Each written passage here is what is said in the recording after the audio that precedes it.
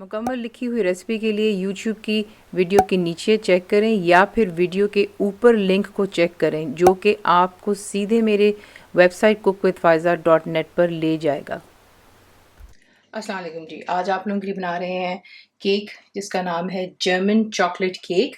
आप देखेंगे बहुत मज़ा बनता है। सबसे पहले आपको केक की चीज़ें दिखा देते हैं। तो यहाँ पर आपको चाहिए उबलता हुआ पानी होना चाहिए, बिल्कुल बॉइलिंग हॉट वाटर, और उसमें आप कॉफ़ी डालेंगे 1 टीस्पून भरकर, और आपके सामने डाल दी। इसको मिक्स कर लेती हूँ, ठीक है। अगर आपको कॉफ़ी का जायका पसंद नहीं है तो फिर आप कॉफ़ी की जगह सिर्फ गर्म पानी इस्तेमाल करेंगे। उसको आपको चाहिए यहाँ पर वेजिटेबल ऑयल ले लें, 1/2 कप आपको वो चाहिए। प्लेन फ्लावर जो होता है वो आपको चाहिए 1 एंड 3/4 कप मैदा हो गया। उसके बाद आपको चाहिए डार्क कोको पाउडर, आपको चाहिए 3/4 कप। तो मेक श्योर कीजिएगा कि शुगर वाला ना हो, इसमें ये जो होता है अनस्वीटेंड होना चाहिए और डार्क कलर हो इसका, तो बड़ा अच्छा डार्क सा कलर आता है जर्मन चॉकलेट केक जो होती है। तो ये वो हो गया। उसको आपको चाहिए इसके लिए कास्ट शुगर 2 कप्स हो गए। अंडे आपको चाहिए 2 अदद। बेकिंग पाउडर और बेकिंग सोडा दोनों ही आपको चाहिए 1.5 टीस्पून। 1.5 टीस्पून नमक आपको चाहिए इसके लिए 1/4 टीस्पून। वनीला का जो एसेंस होता है वो आप इस्तेमाल करेंगे 1 टेबलस्पून भरकर। केक के टिन्स आप देख रहे हैं, मैंने दोनों को अच्छे से ग्रीस किया, पहले मक्खन के साथ में कर लें और फिर उसके मार्जरीन, और उसके बाद थोड़ा सा खुश्का लगा लें ताकि केक साथ स्टिक नहीं होता।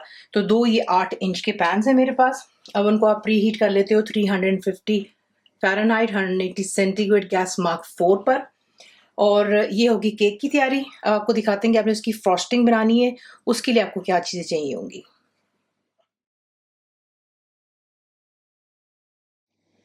अब जो हमने इसकी जर्मन चॉकलेट फ्रॉस्टिंग इसकी बनानी है केक के लिए, वो बहुत मज़ेदार बनती है। उसके लिए आपको चाहिए इवेपोरेटेड मिल्क 250 ml यहाँ पर है। एक होता है जो ये कैन में आपको मिलता है, एक होता है स्वीटेंड कंडेंस्ड मिल्क जो गाढ़ा दूध होता है। ये वो वाला नहीं, ये क्रीम की तरह होता है। तो ये हम चाय कॉफ़ी वगैरह में इस्तेमाल करते हैं। तो आपको ये चाहिए 250 ml इसके लिए। उसके बाद आपको चाहिए इसके लिए डेसिकेटेड कोकोनट, खोपरे का बुरादा 1 1/3 कप, ये हो गया, यानी कि 115 ग्राम ये हो गया। उसके बाद आपको चाहिए इसके लिए शुगर, ग्रैनुलेटेड शुगर है 200 ग्राम्स, आपको ये चाहिए होगी। ड्राई फ्रूट के लिए यहाँ पर आप अखरोट इस्तेमाल कर सकते हो या पिकान्स, मैं पिकान्स इस्तेमाल कर रही हूँ 125 ग्राम। उन्हें आपने इस तरीके से मोटा मोटा सा जो है क्रश कर लेना है। उसके बाद बीच में आप डालते हो वनीला का एसेंस 1.5 टीस्पून है मेरे पास। अनसॉल्टेड बटर जाएगा बीच में 114 ग्राम्स, और 3 अदद अंडे की सिर्फ जो होती है जर्दी वो इस्तेमाल होगी। सफ़ेदी जो है एक साइड पर रख लें, अंडा शंडा बनाएंगे उसमें इस्तेमाल कर लेते हैं। ये इसकी फ्रॉस्टिंग चीज़ें हो गई। तो आपको दिखाते हैं कि आपने अब सबसे इसका केक कैसा बनाना है। सबसे पहला काम, एक बोल ले लें, उसमें आप डालेंगे मैदा, कोको पाउडर, शुगर, नमक, बेकिंग पाउडर, बेकिंग सोडा, ठीक है। पहले ड्राई इंग्रेडिएंट्स को डालकर सिर्फ एक चमचे की मदद से आपने तमाम चीज़ों को अच्छे से मिक्स कर लेना है ताकि इसमें कोई लम्प्स ना हो, और जो है अच्छे से बेकिंग सोडा और बेकिंग पाउडर इसमें अच्छे से मिक्स हो जाए। तमाम चीज़ें मिक्स कर लेने के बाद इसमें अब आप ऐड करेंगे वनीला का एसेंस, तेल जाएगा बीच में, कोई भी वेजिटेबल ऑयल इस्तेमाल कर लें, सिर्फ ऑलिव ऑयल मत इस्तेमाल कीजिएगा, उसका बहुत ही ज़्यादा स्ट्रॉन्ग सा जायका होता है, ठीक है। और बीच में जाएंगे दोनों अंडे, इसे यहाँ पर आपने जो है बीट करना है। तो ये कुछ यूँ दिखेगा बीट होने के बाद। अब आप अपने इसमें ऐड कर देनी है उबलती हुई कॉफ़ी, और इसको एक दफ़ा दोबारा मिक्स कर लेते हैं।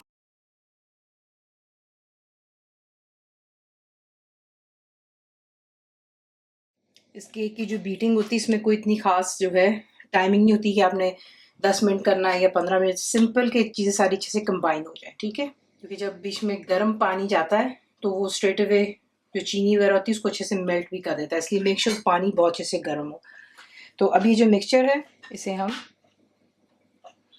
इन दोनों पैन्स में इक्वली डिवाइड कर लेते हैं। तो देख लें परफेक्टली इवनली इसको कर लिया। उसके बाद इसको उठा करके थोड़ा सा सरफेस पर आप यूँ हिट सकते हैं, ताकि अगर कोई बीच में एक्सेसिव एयर पॉकेट्स बन जाती हैं, हवा के जो बबल्स होते हैं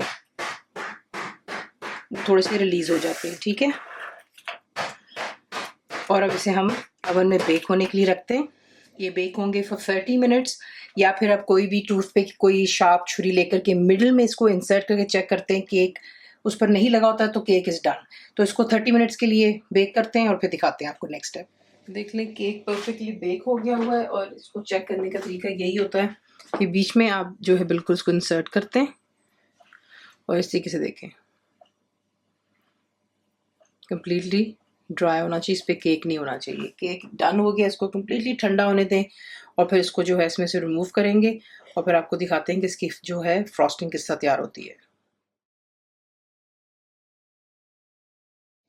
अब हमने इसकी फ्रॉस्टिंग बनानी, तो आपको सबसे पहले एक सॉस पैन की ज़रूरत है। उसमें आप ऐड करेंगे जो कि इवेपोरेटेड मिल्क है, ये चला गया बीच में। साथ ही बीच में आप डालेंगे चीनी और उसके साथ में जो अंडे की जर्दी है वो आप यहाँ पर ऐड करते हो, और आपने इसको जो है यहाँ पर पहले मिक्स कर लें, और साथ ही में बीच में जो मक्खन है वो भी आप ऐड कर दें। ठीक है, और फिर इसको हम कुक करते हैं। मैं आपको दिखाती हूँ स्टोव पर आपने इसको किस तरह कितनी देर के लिए कुक करना है।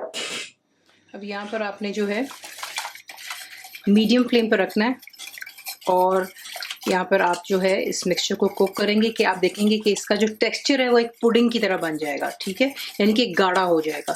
तो आपने बीच में विस्क हिलाते रहना है, क्योंकि बीच में अंडा है, आपको मैंने बता दिया, वो स्क्रैम्बल हो जाएगा। तो ये कि ज़रा थोड़ा पेशेंस रखते हैं, मीडियम फ्लेम पर रखते हैं। तकरीबन 10 मिनट लग ही जाएंगे, 10-12 मिनट। ठीक है, और इसको थोड़ा गाढ़ा हो जाने दें और फिर मैं आपको बताती हूँ कि आपने क्या करना है। तो ये देख लें इसका जो है टेक्सचर गाढ़ा हो गया। ठीक है, ये देखें, और उसको साथ साथ मिक्स करने का मकसद था कि जो अंडे हैं बीच में उसका कहीं जो है वो कर्डल ना हो जाए, तो स्क्रैम्बल एग ना हो जाए, सॉरी। तो इसलिए से उसको आपने कुक करना होता है। ये आपको टेक्सचर चाहिए इसका। यहाँ पे चूल्हा हम बंद कर देते हैं, और इसमें अब आप ऐड करोगे जो कि कोकोनट आपको दिखाई थी, पिकान्स जाएंगे बीच में, वनीला का एसेंस। इसको अच्छे से मिक्स करते हैं, और फिर आपने इसको जो है थोड़ी देर ठंडा होने देना है, और फिर उसके बाद जो है केक के ऊपर ये फ्रॉस्टिंग हम लगाएंगे। फ्रॉस्टिंग में थोड़ा सा टाइम लगता है, ठंडा होने में, ज़्यादा नहीं। ठीक है, उसके बाद जो है इसकी बहुत सिंपल सी आइसिंग होती है। अगर आप चाहो तो इसे कम्प्लीटली इस मिक्सचर के साथ में कवर कर सकते हो, लेकिन मैं कम्प्लीट नहीं करती हूँ, क्योंकि जो इसको सर्व किया जाता है तो इससे मिडिल में इसकी काफ़ी ज़्यादा फ्रॉस्टिंग होती है, और इस तरीके से केक के ऊपर। तो एक अच्छी जेनरस अमाउंट हम पहले इस वाले केक की लेयर पर लगाएंगे, और केक प्लीज़ ठंडे हों आपके। ठीक है, और अब इसके ऊपर जो दूसरा केक है अपसाइड डाउन रखेंगे, हल्का सा प्रेस डाउन करेंगे, तो ये कि जो बीच में हमने फ्रॉस्टिंग डाली वो थोड़ी सी बाहर की तरफ आ जाती है।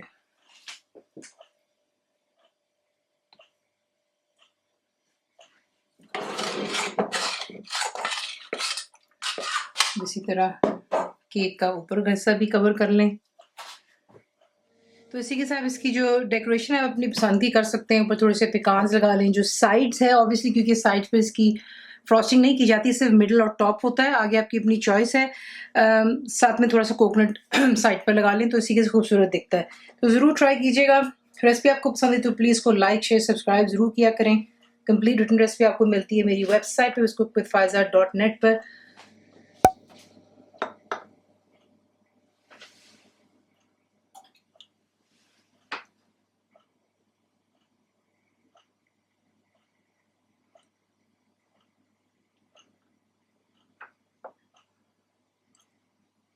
मेरे चैनल को सब्सक्राइब करें, बेल आइकॉन का बटन दबाएं, मेक श्योर कीजिएगा कि ऑल भी प्रेस कर दीजिएगा, ताकि आप लोगों को मेरी लेटेस्ट वीडियोस रिसीव हो जाएं।